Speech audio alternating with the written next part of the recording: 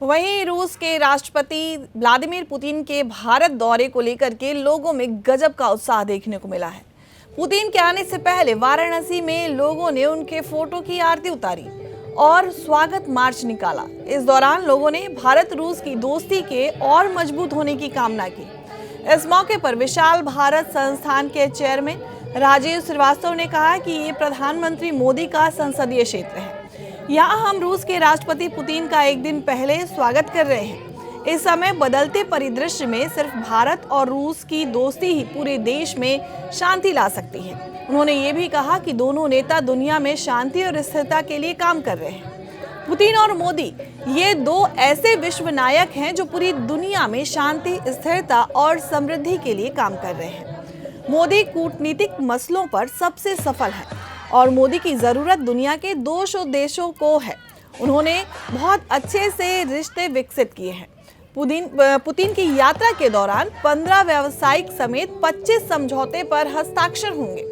5 दिसंबर को पीएम मोदी और राष्ट्रपति पुतिन के बीच में बातचीत भी होगी।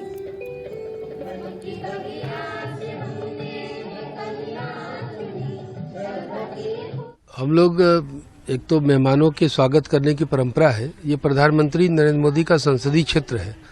यहाँ पर हम लोग पुतिन का एक दिन पहले स्वागत कर रहे हैं, वेलकम कर रहे हैं कि वो भारत में आए, उनका पूरा स्वागत है।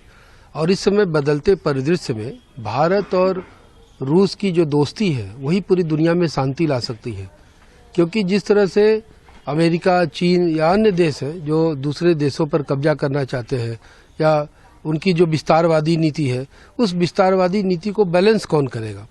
तो भारत अब सक्षम हो चुका है, इसलिए भारत बराबरी की दोस्ती कर रहा है।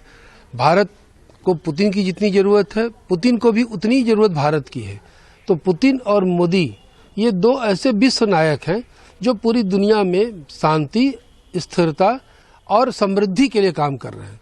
इसीलिए पुतिन के आने से भारत को लाभ होगा। ऐसा कहा जा रहा है कि वो नौकरी के लिए, रोजगार के लिए खुलेगा। उसी तरह से रसिया के लोगों को भी भारत में बहुत सारे लाभ होंगे। एक तो हमारे उनसे सांस्कृतिक संबंध है, जो आदि अनंत काल से, प्राचीन काल से हमारे संबंध रहे, संस्कृति रही है, वो रसिया से मिलती जुलती रही है।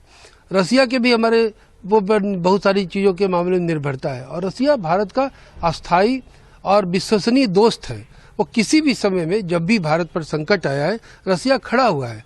और रसिया को भी जब संकट आया तो भारत खड़ा हुआ है। खुद प्रधानमंत्री नरेंद्र मोदी रूस और यूक्रेन के युद्ध में रूस गए थे,